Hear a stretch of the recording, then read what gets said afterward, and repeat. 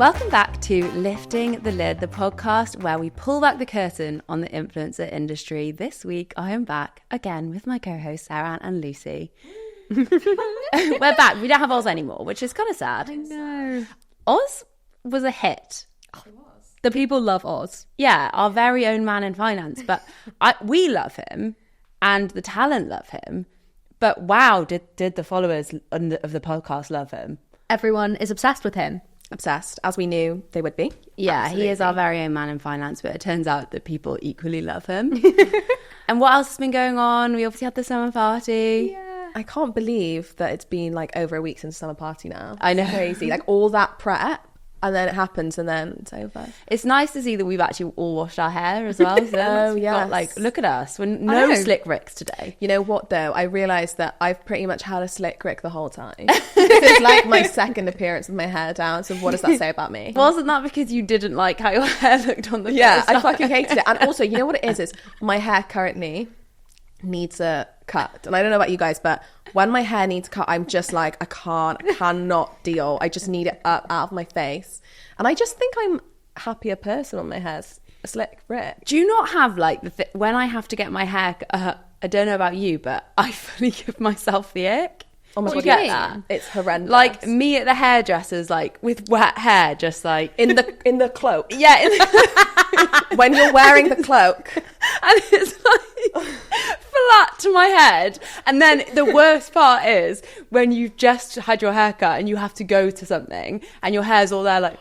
Oh no, and everyone's like, did you just get your haircut? And you're like, I'm just so embarrassed by the whole experience. I always feel it when they like brush it in front of your face and then they're cutting it and it's wet and it's all over them and you just have to sit there like, and it's all like down here. It's awful. And the worst is when like they'll like move your seat when you're sat on it. And I'm like, oh my God, what is happening? And then you're like, the black cloak with the wet hair. Like, when they move the chair, it kind of makes me feel like I'm a toddler. I don't know why. Like it's really weird. So weird.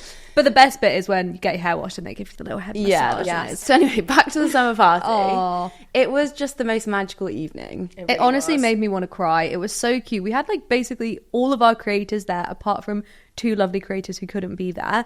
And we had the TBH Star Awards, which Seran and I hosted. And it was the second year and we upped our game this year. We did. The awards that we did were very much more personalised than last year. Last year was very much a basic small Amazon trophy, which is fine. Which all broke. Not dissing on ourselves last year, you know, growth happened. Yeah. And we actually used Verity's lovely friend Grace's business to create these personalised certificates for our talent. They were so lovely. Each one had an individual illustration of each creator and then things that they liked. So it was like Saf had like a croissant. And a spicy marge. Yeah, and a spicy marge, and like different talent obviously have different interests and it was all completely personalised. So I thought that was just such a lovely touch. And obviously we all had one as well. Yeah. Yes. And it had their award on the top and it was just so cute. And I think they really went down a treat. I actually think everyone was obsessed with them. Yeah, I think they were really surprised because obviously it's so different to what last year's was. And I think it just shows how much we genuinely all really care about every single person on the roster. Like,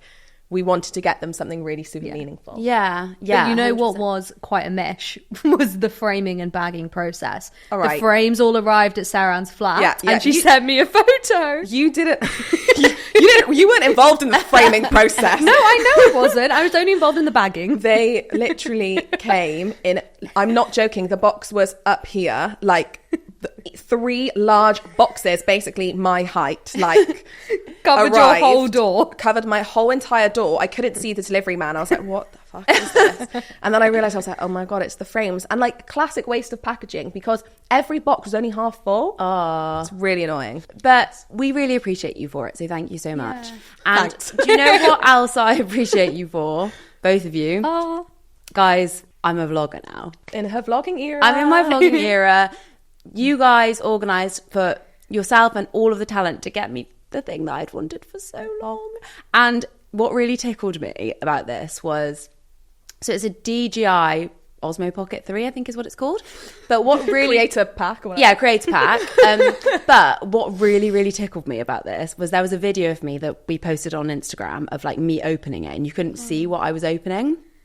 And I obviously looked beyond. I was so shook because it's just the most generous, kind, amazing present ever. And also it's like exactly what I wanted.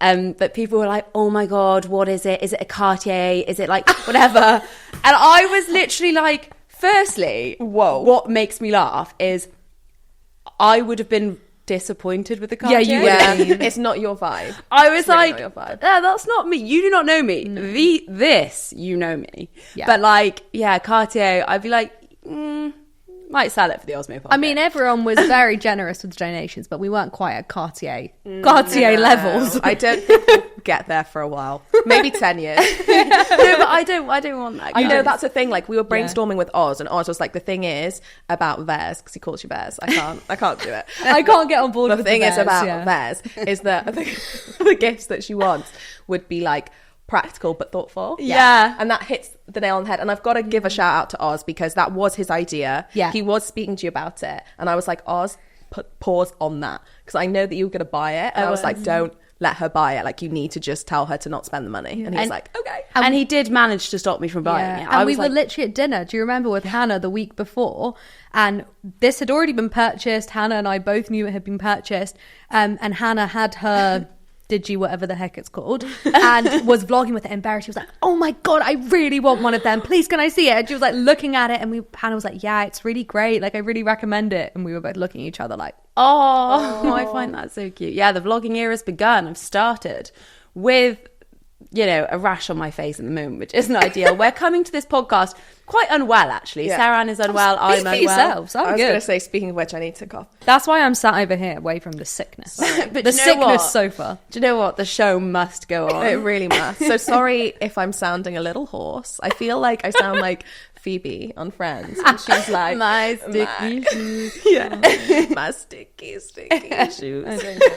I don't get the reference. Yeah, actually, red flag. Lucy's never watched Friends Yes, before. that is Lucy's biggest Which red is flag. actually like, it makes me unwell. And also, she's never watched Harry Potter and Twilight. There are so many things that you've not watched that I feel like I I'm need to being give you an attacked. education. No, I just needed the people to know. Yeah, I remember when we were going to our like team strategy away day last year, and I was driving ours, and you were both just hating on me for having watched Friends for like the whole journey. And I was like, guys, do you want to get out and walk? Like, come on now. I feel like Friends, Harry Potter, Twilight, Gossip Girl, 'Tis the Season, Gilmore Girls, get on it. Like, you need to just dive in. I've got a Some of job. those- I don't have time. Yeah, some of those things I haven't watched either. So I do think that's fair enough. Maybe you're just more of a YouTube girly than a TV girly. That's true, maybe. Maybe I need to get a life and a hobby. Probably that's true, actually.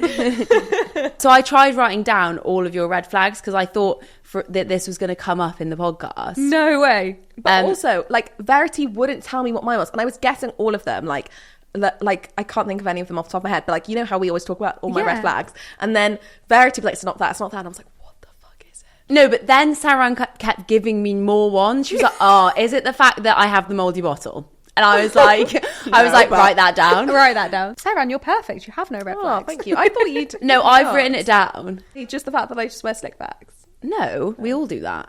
Seran's biggest red flag is, and it's actually not going to sound that bad, but I just really enjoy like how regularly, like right at the start of like us working together, we'd be catching up on calls after the weekend, and Sarah would be like, yeah, I feel a bit shit because I just got absolutely binned last night. Not last night. I don't get drunk on Sundays. Just to let the people know in case this does make it in there. It's only on Saturdays. It's just the use of binned as well. So I'd say that's yours. And Lucy's is that she doesn't watch Friends. And Verity's is that she fancies Stephen Bartlett. Yeah, I mean, that is the biggest red flag of all of those, of all of the things that you've just said. Do we 100%. think? Yeah, me saying binned and getting drunk on Saturdays, like, lock But me up. your secret red flag that we can't reveal on the pod is a humongous red flag. Huge. And I'm not over it. I will never be over I it. actually have arguments why it's not that red. It's more beige, I'd say. It's red. Well, We digress. We can't talk about we digress. that. We won't go into that today. We've given a red flag each. I think that's fair enough. Yeah. So the summer party kind of signified the end of Q3, the start of Q4, which is kind of crazy. Q4 is a busy time. Like, it's when we do like majority of our deals, basically. So we're gearing ourselves up. And as part of that, we did a sustainable productivity workshop with Caitlin from Interlude. That was so good. I thought it was really helpful. It was amazing. Like, she really was an incredible lady, firstly. Like, just like on a personal level. Yeah, like we're obsessed with her. Obsessed with her. Like, her story was incredible. She was so inspiring. Yeah. And also just like the tips that she gave were so insightful, but also made me realize that actually I think I am quite sustainably productive. Me okay, too. that's what I thought too. I came out of it thinking, you know, I'm doing a lot of that already. A little Like I am great. I was like, I've got this in the bag. I don't need this. But I think that was also so valuable to almost have that like verification, because I sometimes get the fear and I'm like, God, am I actually like bad at my job? Am I not productive? Like, because I feel like I don't really know, because you don't have anything to compare it against apart from yourself. But then talking through all of this stuff with her, it was like, oh. And also it's just like almost like a reminder that what you're doing are tools to help you. Yeah. That makes sense? Because like I feel like when you're working, you sort of just go with the motions and you get used to working in a certain way. But actually, what she was saying, I was like, oh yeah, I actually use a tool to help me manage my workload. Yeah. And I was like, that's actually so interesting, because I don't think of it that way. But now when I'm stressed, I feel like I will go back to that and think, okay, what tools do I use that I can like pull out of my imaginary bag and help me. Yeah. The main thing I felt like it got across was like the do, delay or delegate thing. So it's around like either you do it now or today, you delegate it to someone else who can do it now, today, in a week, whatever, or you delay it and you do it, you time block a period where you do it in the future, which we do. Or you just don't do it at all. A friend's reference. I didn't. Sorry, Lucy. Do. What I really liked about the session is I felt it wasn't preachy. Yeah. It was very like, here's the issue. Here are some actionable things you could try. They might work for you. They might not. And just like give it a go. It wasn't like, I am the most productive person in the world and this is how I do it. It was very relatable. And like, I think what was amazing, and I know Caitlin said she does sessions with like all different size companies, but because we are a small team, it was so great because we could get involved and we could ask questions and we could chat about things. And I felt like she really tailored the session to us. But yeah, I think she was amazing and I'd really recommend her to anyone. One thing that did come up for me that I wasn't doing at that particular time, and I go through phases. Sometimes I'm really good at it and sometimes I'm not good at it at all. And I actually think, like, having spoken to you guys, I think sometimes you have the same thing where like sometimes I am good at like sort of finishing the day and being like, not going to think about that anymore. And sometimes, and like I'm going to the gym and when I can, and like I'm making sure I'm exercising, I'm getting out and going for my walk. And all of that means that I can rest properly. And then that means I can work more productively. But at that particular time when she gave us the workshop, I wasn't doing that. So I think that gave me a real good, you know, just a moment to pause and be like, okay, no, I need to be like that in Q4. I need to think about that. Because I think that's why like you get ill and like do all of those things, because you're just stressed and it's kind of like in my head I'm like, that's my own fault because I should just go to the gym, because we can't work at 100% all the time. And I think one thing that often comes up with our jobs, like being talent managers, is people are always saying to me, oh, is your job a very always on job? And I think we were speaking about it before, is like our job definitely has the potential to be an always on job, because obviously our creators don't work 9 to 5 Monday to Friday, so they message us evenings, weekends, whenever. But it's all about like us putting in those boundaries. And I think we have like out of office on our WhatsApps, for example. And I think like that's one thing I've really found, that Verity, you've always found ways to like keep our personal time as our personal time and like not let work encroach onto that. Yeah, definitely. And I think also it's so important to like let the creators that we manage know that we have lives. Like, I mean, they obviously know that, and they're all very respectful that we have our own lives. But even just saying to them like, oh, I went to a spin class, or like just talking to them about what you've been doing, whether that's like after work, at the weekend. And I think it just helps remind everyone that, you know, they can't always be always on, and we can't always be always on. Wow, that's a lot of always on. And I do think that is a tough thing for creators, because they much more than us in some ways have to all feel like they have to always be on. Everything could be a piece of content, everything could be, you know,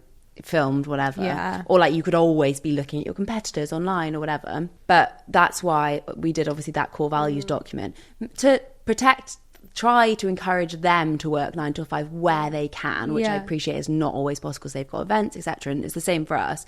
But also to like say from the hours of 9 to 5, you will get a faster response from us than like if you message us outside of those times.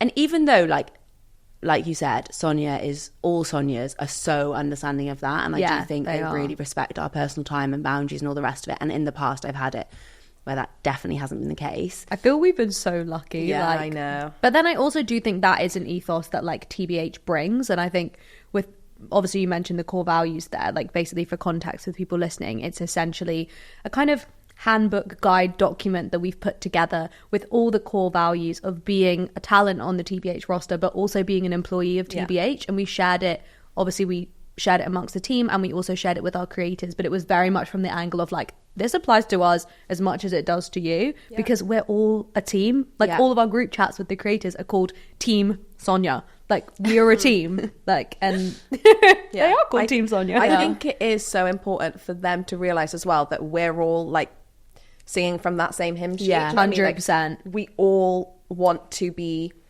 able to like bring it back to the sustainable productivity. Like in order to be productive at work, you need to have boundaries and you need to be able to say like, actually, I'm not going to reply to WhatsApps after 6 o'clock. I'm going to go and, you know, see my friends. And that time outside of work actually makes you more productive at work. 100%. Definitely. And that is why, remember when we did that creator workshop, the workshop for our creators, because we know that for them particularly, it is so hard for them to switch off. And so we did a workshop for them specifically, which we ran with a friend of mine, Lucy, who runs a company called Blurred, which is all about how it's difficult for creators who have an online presence to separate their online identity from their actual personal identity. And ultimately, they are two different things. Yeah. And that has been so helpful. I know some of our creators have gone on to have like sessions with Lucy and get coaching from her to try and make that kind of separation. However, obviously that doesn't mean that if something springs into a creator's head at like 10 p.m, they just want to get off their chest, they can obviously message that to us. Yeah, of course. Like one of our Sonias messaged us last night, and I obviously got back to her this morning, and she said, she was like, I'm so sorry for messaging you now. And I was like, oh gosh, it's fine. Like I picked up this morning, like no worries. And then she said that one of her other creator friends, a Sarah, if you will, their manager like had a go at them for messaging them before 9 a.m, which I feel like is crazy, outrageous behavior. I'm not gonna lie. Like I don't want to tell another manager how to do their job, but I do also think that, you know, you've got to respect that creators, anyone really, has their own stuff going on in their lives. And if they can't message you until 10 p.m. at night, whether that's because they've got a child, whether that's because they've got 2 jobs, you know, you need to allow people to have that space. I guess the only thing like on the manager's side is like context wise is it depends on what the message was or like the tone of it. It's like our thing is always message us any time of the day. Message me at 3 a.m. I really don't care, because if I have the memory of a sieve, if I don't say it at that very moment, it's gone. So I totally respect that, and I respect that the creators that we manage don't work 9 to 5 and they work all hours of the day, and some people work better late at night or early in the morning. But if it's, as long as it's coming from a place of understanding on both sides that like we don't expect a rapid reply, and maybe in that situation, I don't know, I wonder if the creator was almost demanding a reply and that was where the manager was frustrated. Like we obviously don't have that full context, but I think it was when we shared the core values doc, one of our Sonias messaged me and said, I just want to double check I've like fully understood this, which I thought was so amazing that they really took time to digest it and ask questions. And she was like, I just want to double check, like, am I okay to still message you outside 9 to 5? And we were like, absolutely. Like, it's just, that's our main like communication window where you'll get a response, but message us any time of the day. I've got to say, like, I give props to like every single creator. Oh my gosh. The ability, like, it's hard enough to having like a normal 9 to 5 to balance your work and personal life. And I can't even fathom how difficult that must be. Like, I just think people have so many negative things to say about creators, and I just think they don't think about that element to it and how hard it must be to draw that line, because you're so invested in your brand that is you, and you want to keep working on it at all times. But where does that stop? I just think like they should be given more credit generally, like the whole creator community. 100%. I could never do their job. No. Never. How are they fitting in their life admin? Guys, the life admin debate. The life admin debate off the back of the last episode went crazy. We took to the polls on Instagram. I've got to say, I just think the only correct answer is doing your washing, doing your nails, plus, paying your bills, like putting petrol in your car, whatever. That is all life admin. Everything's life admin except for fun things. Okay, so I can get on board with that. The only answer I couldn't get on board with was the people who were saying that only the things in the doing your nails, doing your fake tan, putting petrol in your car, they were the only things that were life admin. So my question to all of you is then, what is the other stuff? What is paying my bills and doing my pension? What is that? But to That's be admin. fair, those people, like for example, like paying your bills, I just have a direct debit. No, like I don't go to pay my bills. Like I'm not like going online onto British Gas. I'm going to pay my bill. Like, so that doesn't happen. So why am I doing? Like, when am I doing that? But like when you sorted your pension, like, or like, that is anything life admin, for sure. that feels like work that I'm not paid to do is life admin. But no, for me, the problem is getting your nails done is a luxury. It's 100% a luxury, agree, but it's fucking life admin. Like, but Verity, don't forget, you're trapped. Guys, Seran thinks getting her nails done is life admin because she's trapped in the salon. I'm trapped. But I can't leave. You can leave. You could literally get up and walk out and the world wouldn't end. Okay, yes, fine, agree. Not Seran coming in with like my half-done nails. Like, literally, could you imagine? Like, if I need to go and get my infills done. Okay, and obviously this is a first world problem. I'm not denying that. It is absolutely a luxury. Thank you, Verity, for giving us class pass, because that's how I get my nails done. And I go into the salon. I cannot leave until the lady or man has finished doing my nails. If I left, I would have half done nails. Thus, I can't, be on calls whilst I'm there. I can't do my emails. But you could with your AirPods on calls. Okay, yeah, fine. Technically, I could do that if I wanted it to be more productive. But like, for example, a train journey is not life admin because I can do other things on the train. Do you understand? Right. Do you get me? Not really. Oh, guys. What about that meeting you went to where you got your nails done? Oh, well, I guess that was work. Yeah, that was really nice. Was that work? Can I just say, admin? let's normalize getting our nails done for meetings. Like, that is a legit thing. Like in PR, where I used to work, people used to do it all the time. Yeah, journalists out to get their nails done. I think that's a great idea. It's incredible. Let's normalize it, guys. Let's make it happen. Let's make it happen. Yeah. I want to be known as the agency that takes people to get their nails done. Yeah. Well, there's a brand that we work with that do it, and I love it. I'm like, yes, take me. So obviously, I'm now in my vlogging era. Have you seen who else is? Jamie and Sophie Lang. Is it Lang or Lang? I think Lang. I'm just going to say Jamie and Sophie. Yeah, Jamie and Sophie. Because in my head it's Jamie Lang and Sophie Habu, but obviously they're married. Is it Lang? Yeah, she changed her name. Lang. Did you see the prank that Sophie did on Jamie for the launch of it? No, I've not seen it. I haven't fully watched it yet. I didn't have time this morning. I've just flicked through. It was amazing. So this was like a reel on their Instagram to promote it. So basically, for context, if people haven't listened to Newlyweds, which if you haven't, you are missing out. It is the funniest podcast ever, apart from ours, obviously. And it's a weekly episode, and what Jamie and Sophie are now doing is on the same YouTube channel, they're doing a second video every week, but it's going to be a vlog. Love it. And Sophie basically got, those vans where you can like have like a massive image on the side of them. I don't know what they're called.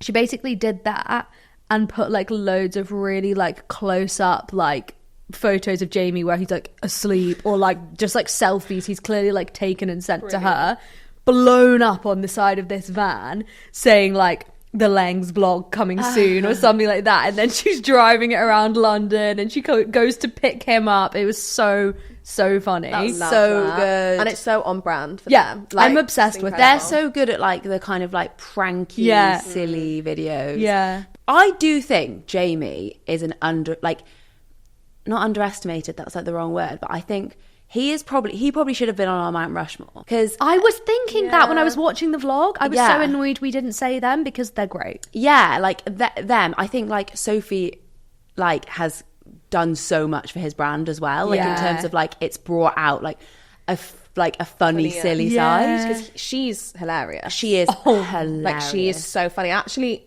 think she carries him. You couldn't have one without the other, because she is true. so, as we always say, like he is the golden retriever and she is the black cat, because she's actually like, and he's like I just think the way they bounce off, also, it brings out in each other. I also listened to Melissa and Sophie's Wednesdays, podcast, and there was like a segment in that the other day which it actually saw me off. What did they say? They were talking about how they don't like American guys, and then they were like doing examples, and they were like, yeah, because American guys are like, hey, like, what are you doing tonight? And then like basically they got picked up by like some American guy who was like, there are these British girls who are talking about how they don't like American guys, and then it's like, and then it has a repeat of them talking, and it's like they say something like, hey, how's your family? That's them trying to be American, and the guys are like, what's wrong with asking how your family is? Asking. What's wrong with asking? And oh my god, it just saw me off. So basically what I'm saying is she is really funny. 10 out of 10. Also, can we just take a moment? It's fantastic American accent there, I thought. yeah, Really? drama degree, Apart from fucking arsking. handy. Asking. It was really giving deep south. Yeah, arse. Have you guys watched the vlog yet? It's so good. You have to go know, watch it. I need I to watched it last night. It's on my to watch list. Same. In your subscription box. Yeah. But I It's so think good. what's very clever about it is obviously they know how to like produce good content, but they've gone for like, it's giving not vlog, it's giving reality TV show. It's so good, and I can really see the vision. Maybe I could be wrong, but in my head, they are pitching this to then have their own show. Yeah, they are maybe. going to I'd love have to see the that. Langs when they have kids, and they're going to be the Kardashians of the UK. Do you know what I think about this? And I always like, I feel like I don't know if I've said it on this podcast before, but it's that whole thing of like, once you have made something successful on YouTube, unless it's picked up by like a streamer, like a Netflix or like an Amazon or whatever, who like want to like produce it and then like extend it out globally, really like there's no point going to any of the like traditional broadcasted channels anymore, because you can get more reach on your YouTube channel. It's like how Joe Wicks told that story about how he started he wanted to do PE with Joe, so he pitched it to like Channel 4 and like BBC and whoever else, and they were all like no, and then he started doing it, and he was obviously grew his YouTube channel by millions. I don't even know the exact It was numbers. crazy. It was crazy In lockdown, wasn't it? Yeah, in lockdown, and then it started getting massive, and Channel 4 were like, oh, like we'll do that now, and he was like, too late. No, you're a bit late, and I've got global reach now, which you can't really give me.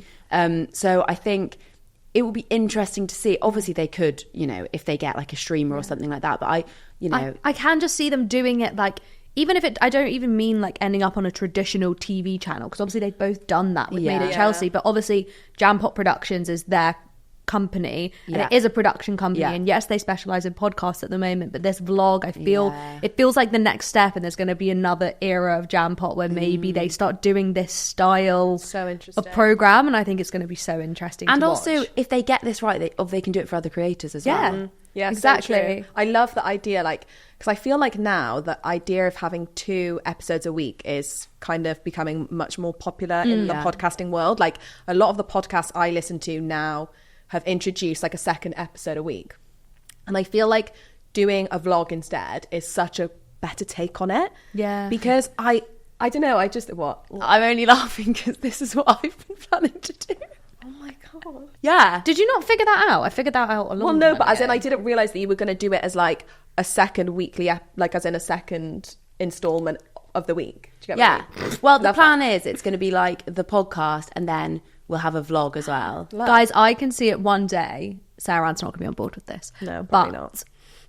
Eventually, like, then all of us have a camera each. No. And Yeah. then it's like all like amalgamated together.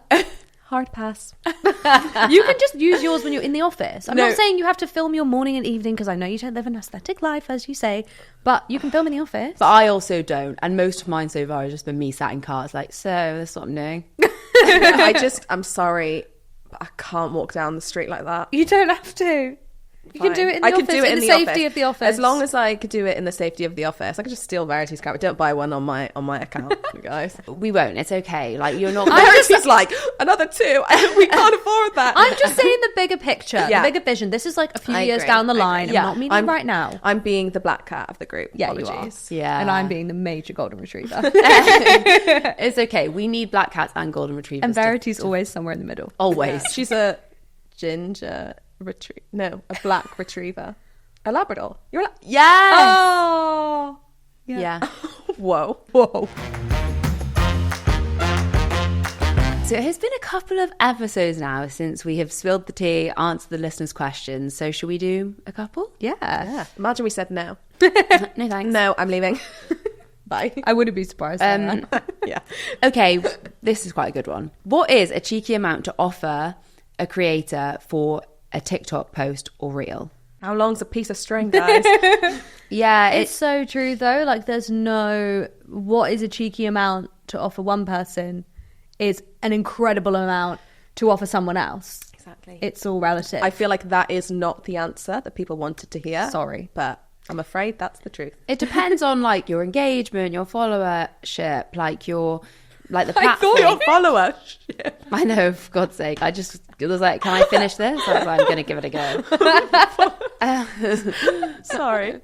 Your following. Yeah. Your potency in the space, which is what Verity loves to say. I love saying that. Whether you've released a book, whether you've got a podcast. Yeah. But I will say sometimes I do find it a little bit out of touch, a little bit, if you, know a brand has budget and know they spend, and you give a creator's rates, which you know are fair, reasonable, and in line with industry standard, and then they come in at like a ridiculous amount lower than that. Yeah. I appreciate that people have to bargain and like do the negotiation, but sometimes in that situation I will give them a hard no, because I don't want to enter a negotiation with someone who literally does not feel that the creator has value. Yeah. Agree. Okay, so the next one is it possible to be in full-time employment and also be a successful creator?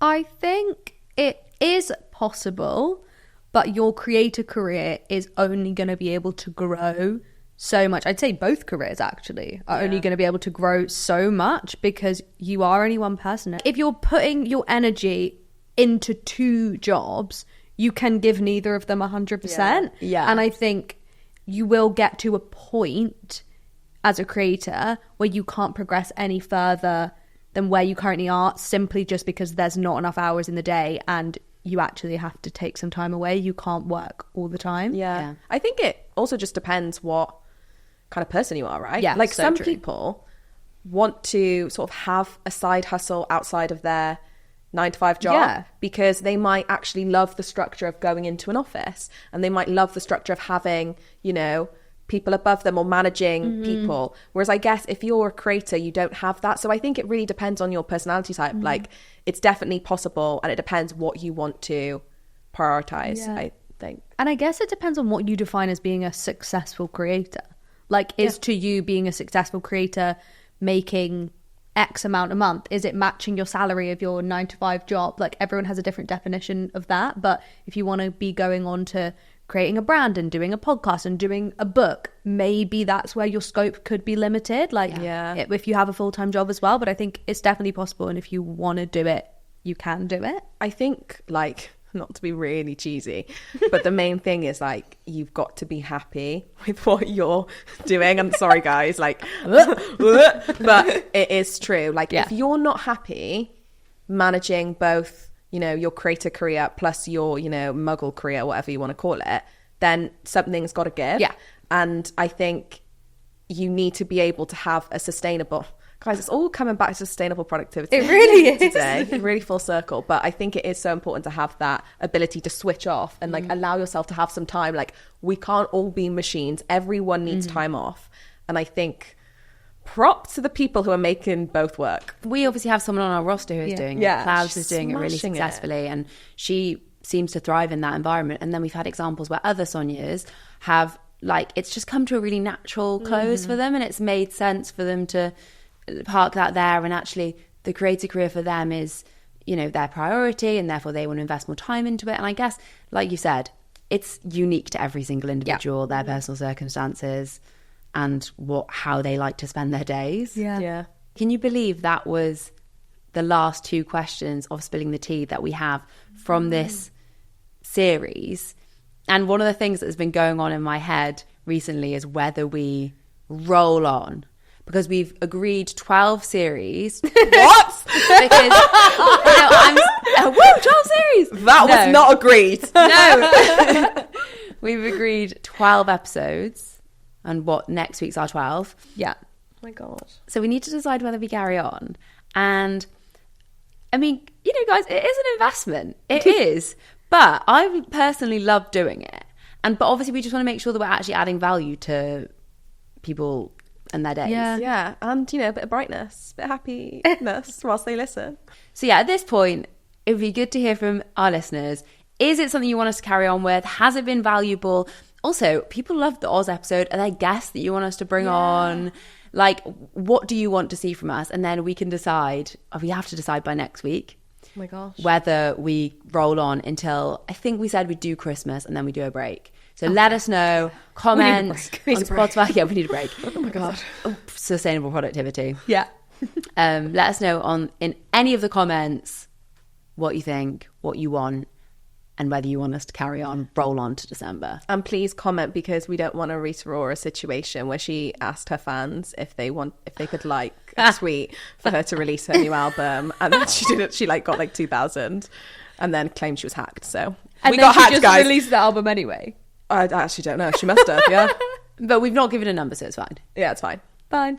So that is a wrap on episode 11. Almost our final one of the series. Penultimate.